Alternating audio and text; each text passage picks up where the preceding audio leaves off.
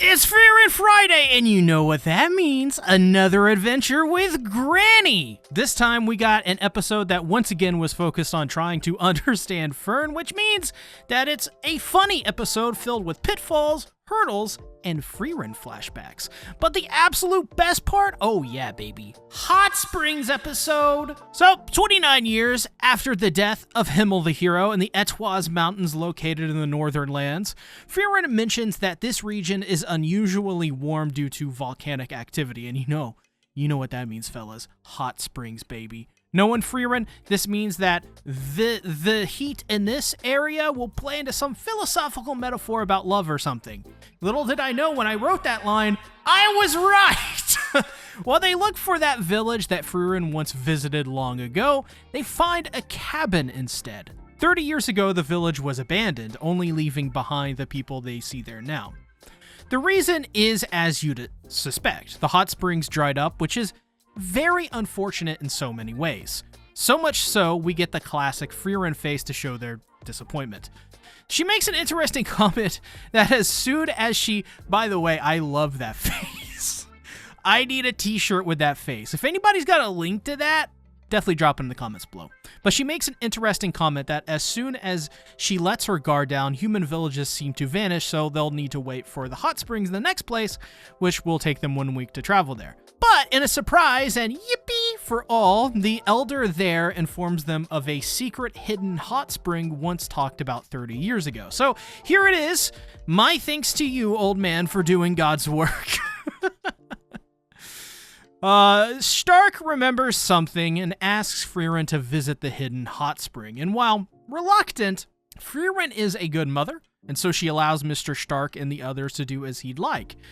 And so we get another banger montage of their adventures to the hidden hot spring in the Etoise Mountain. I always love these montages simply because of the music, obviously, and because they're just really humorous and lighthearted. Typically montages to pass the time, I think, are often overdone, and really, if you think about it, they sort of are in Frieren too, but it's not bad when they do it because there's actually substance to it. We see the labor of the fruits come to bear from these montages. From there, all you gotta make sure to do is sell it well with Evan Call's music, Madhouse, and their assistant studio's animation.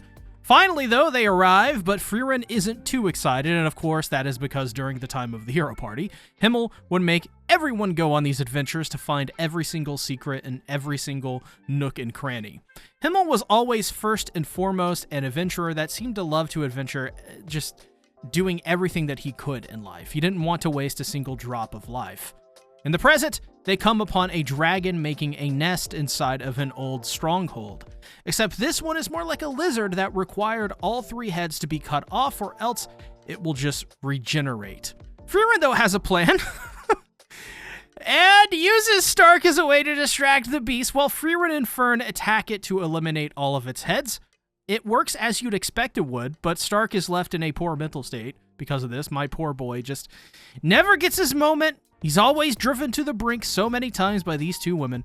Their reward, though, is a shallow hot spring to put their grippers in, but that's not so bad as all of them can now free their grippers and enjoy the hot spring together. Stark heard about this hot spring from Ison first as just a simple foot bath. Now, the message to me here was simple and beautiful, powerful even, if you really want to think about it. Though the effort wasn't worth the reward, they are memories Ison would not trade for a single thing. Because the journey with friends was the reward. The reward doesn't need to be grand or have any meaning behind it. It doesn't need to be a 5-star resort or a 4 to 5 foot deep hot spring. Sometimes, the purpose of an adventure is the adventure of the journey to the goal. So for Stark, all he wanted was to experience the same view as his master in the company of his party. So, headed back down the mountain later that night, the girls slip, land on Stark with Frieren nearly dying due to being crushed by her own suitcase. And of course, the joke is that maybe this time, the effort wasn't worth it. To me, I would say it was, though. Now in the fortress city of Habe, Frieren and the gang finally are able to enjoy their hot spring. And while Frieren soaks, the other 2 discuss their next moves. Sadly, Can't speak sometimes, I'm telling you. Sadly, while Stark has so much to do, Fern does not, and so she wants Stark to pay attention to her. Oh, it's so cute. Man, I love when Fern has her little pay attention to me moments. It's just so adorable. And of course, because it's Fern and because it is Stark, the two completely fumble the ball successfully.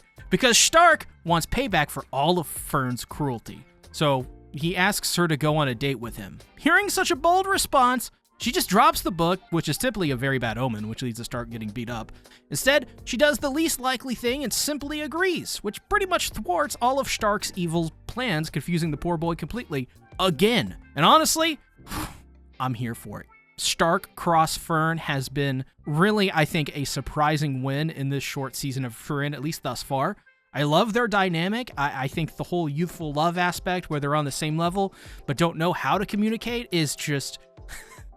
it's just so funny. So cute. Such a good addition to this season. So we get what I think will be probably a legendary image of Frieren with her hair up, enjoying some ice cream like the child that she is. She runs into a very confused Stark, who is very close to death.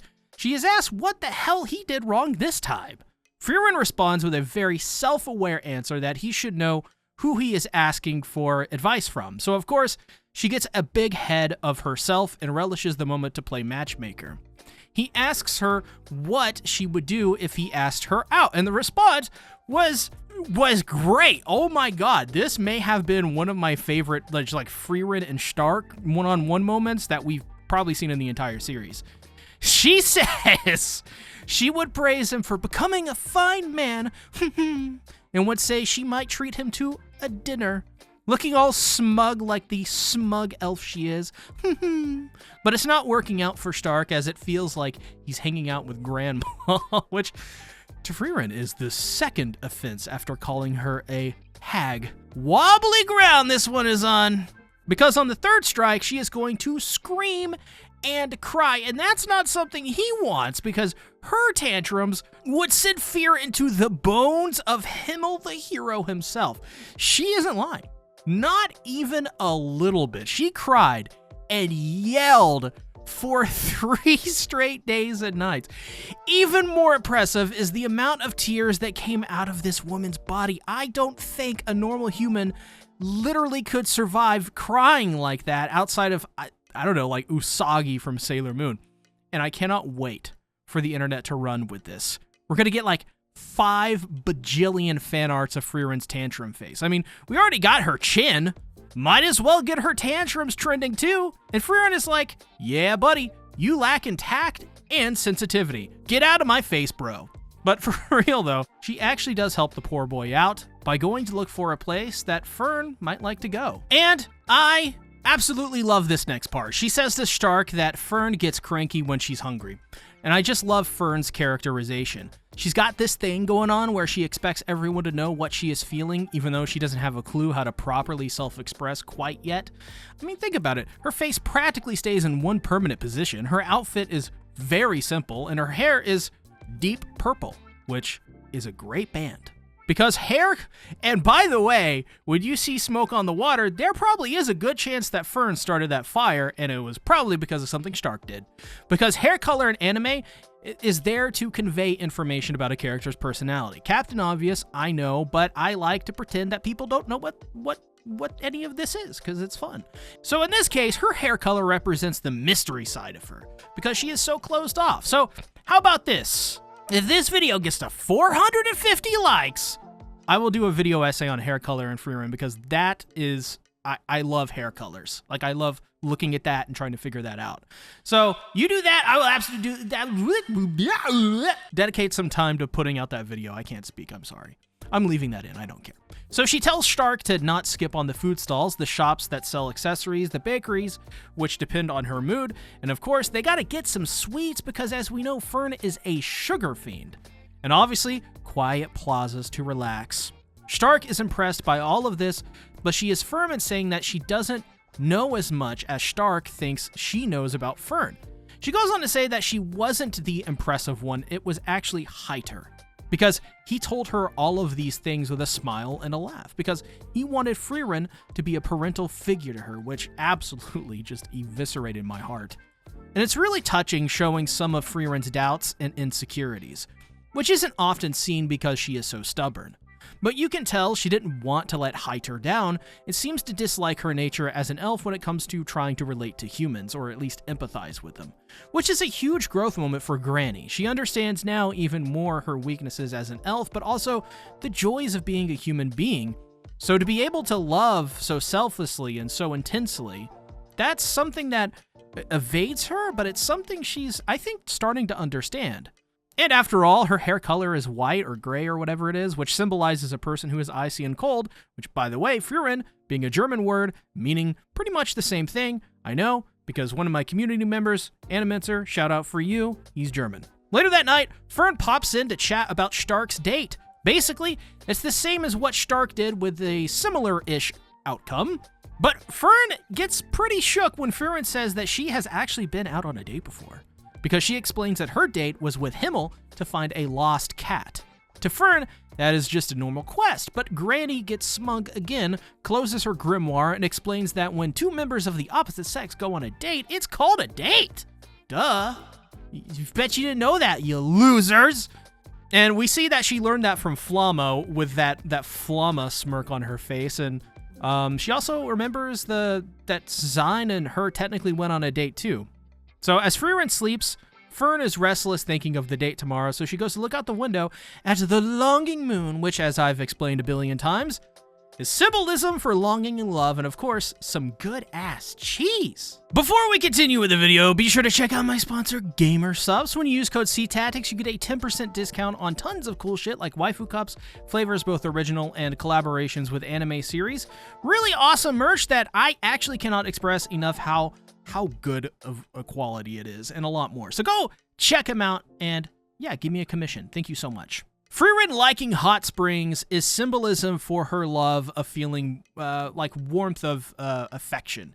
Because hot springs to humans, if you think about it, simulate the feeling of being held tight and warm by our mothers or fathers as a child. That's why we love warmth as human beings. Also because it just feels good, but it reminds us of those times. So this could symbolize that despite their differing perceptions as species, that deep down, Frieren is the same as humans who seek warmth and comfort,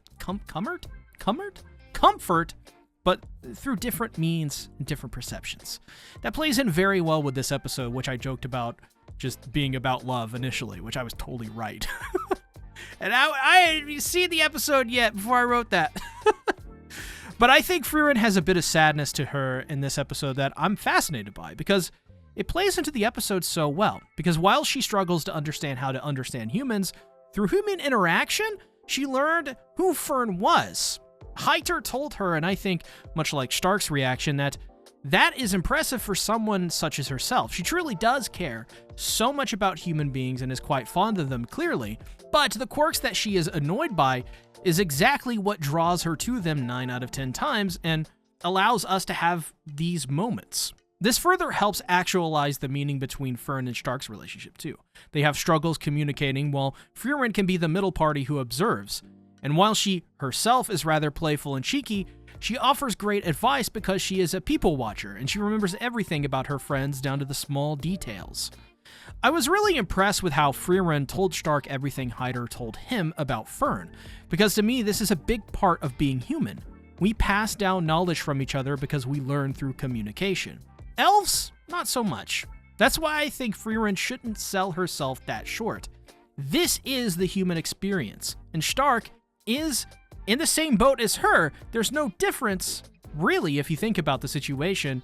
Frieren is acting like a normal human, even though she isn't. She doesn't know any better, and it was the calm guiding hand of a wise, corrupt priest that helped them both understand Fern. Just think of it this way. You know how when a new song comes out and it sounds exactly like another song you've heard before? That's exactly what I'm trying to say. We communicate through just kind of reconveying the same messages over and over and regurgitating them, because that's what we do. We pass down knowledge over generations. And I think an underrated aspect of Frieren the anime overall is understanding Fern. It forces a mirror back onto pretty much everyone who tries to understand her. And through her, characters are forced to self-reflect to correctly identify themselves in relation to her. For example, Stark is a poor boy who doesn't understand her, so he goes to Frieren, which better helps him understand Frieren, the situation, honestly, human nature, and Fern.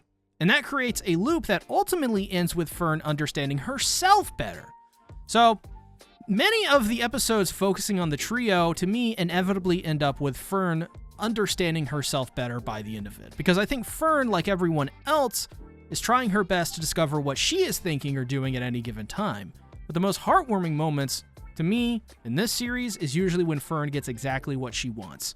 It sets my heart on fire every time I see it because it is just an earned victory every time for everyone. A happy and smiling Fern, getting there at least, is a journey that is arduous, but is worth it.